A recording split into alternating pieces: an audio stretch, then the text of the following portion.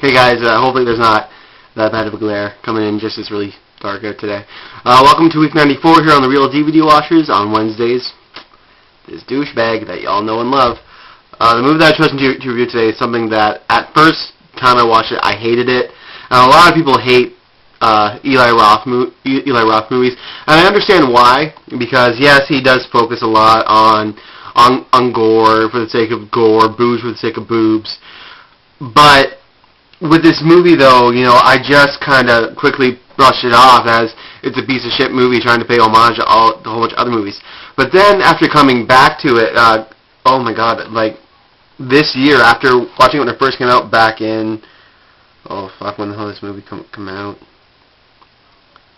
Doesn't tell me on the back. I know it's like, I think it's like 2000, 2002, 2001. Yeah, it doesn't tell me. And now I'm too lazy to go and look it up. But anyway, whenever it first came out, and I didn't like it then, but I watched this movie now and I really enjoy it. It's just a lot of fun, and it's mindless fun too. And it's not like overly charged. Like, yes, there is gore for the sake of gore in this movie, but all of it's done in really good taste, unlike Hostel, which is all done in poor taste. Nonetheless, so the movie in question is Cabin Fever. Hopefully it's not that much of a glare coming off this bad boy. Basically, it's about this group of friends who go off into this cabin, and they decide to have like typical college kid weekend. You know, drinking, sex, whatever. And they see this guy who has this flesh-eating virus. And so, of course, one night when they're out partying, he comes. You know, he's like, "Hey, I need help." Blah blah blah, and they're all like, "No, get the fuck away from us!" And pretty much Ryder Strong's there, and he's all like, "Hey, I'm the lead character. I'm really in love with this one girl. You know, she's kind of in love with me. So we don't know how to act upon that. So we're gonna kiss on the raft." But anyway, essentially what happens is they accidentally kill the infected guy. They light him on fire. He runs into water from himself, except he's dead. Except with the water he gets into drains into the cabin's water pump, which puts water in there, and so the first chick who gets it is Ryder Strong's girlfriend. I think her name was Jill. I don't know. I'm probably wrong. Let's see here, sorry, yeah, it's Karen. Sorry, Karen. She just drinks water, and then of course Ryder Strong and her have this great little love scene, you know, and he's fingering her, and then suddenly he realizes that he's fingering her open wound. Yeah. That's the kind of stuff Eli Roth does, and so the infection starts taking him over one by one up to the point where Jeff, this like douchebag of a friend of theirs, just fucking takes off and leaves because he's afraid about being infected. And so what happens is they isolate Karen from everyone else, and their one friend Marcy, she's all like, "We can't do this to her. We know we need to get her out of here." So they all decide to get back into this car, which they just disinfected because the one guy showed up originally, kind of puked all over the fucking car, puked blood, everything like that. So they decided to move her, except she can't be moved and she starts throwing up in the car, so they pretty much drop her and put her back in the shed where they first put her when she got infected. And so pretty much it's all about dealing with isolation, knowing that you're going to die, and there's no other way around it, and these people being infected one by one by one. But in the same hand, though, Eli Roth, you know, he really tries to do great homages to the 80s horror movies whenever he writes or directs. And you can honestly see that in his work. You can truly see it, and you cannot deny that. But just, he doesn't act really well on it, if you understand what I'm saying. I mean, yes, it's great, you know, that he wants to recreate the 80s genre, which, you know, we all know and love. But in the same hand, though, you're doing it in a way that is almost overly campy and overly doing all this stuff where you're like, hey, you know what, they did it this way, I can do it bigger and better. Eli Roth, we appreciate you trying, don't get me wrong, like, you are a great director, don't get me wrong, but just in the same hand, though, it kind of feels like you're almost pushing the audience into being like, hey, you know what, I know this, I know that, I know this, I know that, hey, check this out. You know, it's great because he does know a lot about horror, and it'd be really cool to sit down and chat with him about horror, Because I think that's one of the great things about Eli Roth is that you can sit down and you can talk to him about horror, and because the man knows horror like the back of his fucking hand, and it'd just be great to talk to him. But at the same hand, though, I just feel that when he tries to execute those certain things, he gets too wrapped up in the moment, and everything else suffers for that.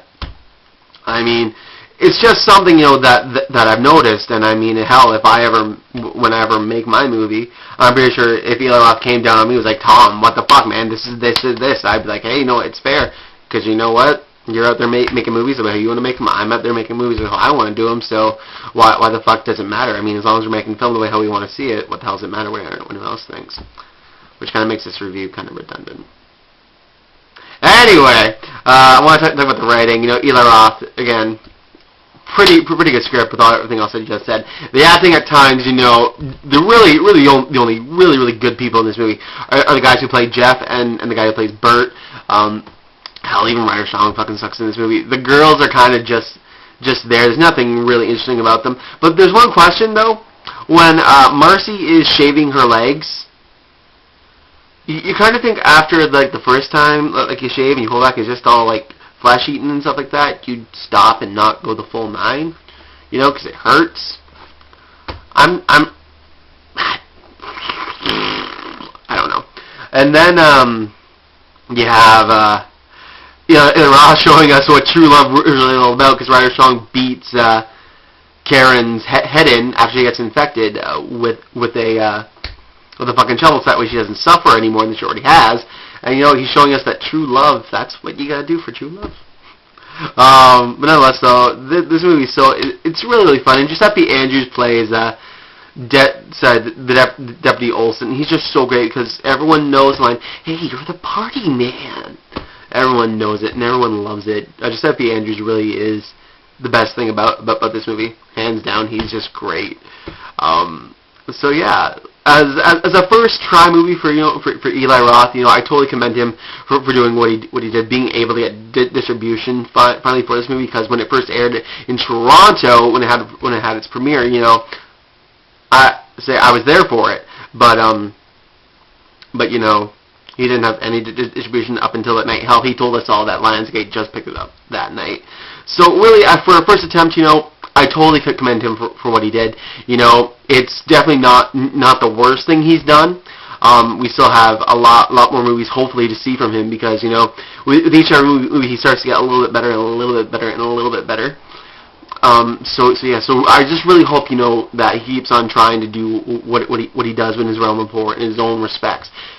Because, hell, we have so much stuff to look forward to him. And I know a lot of people are probably like, Tom, what the fuck are you talking about? But I actually really enjoy Eli Roth.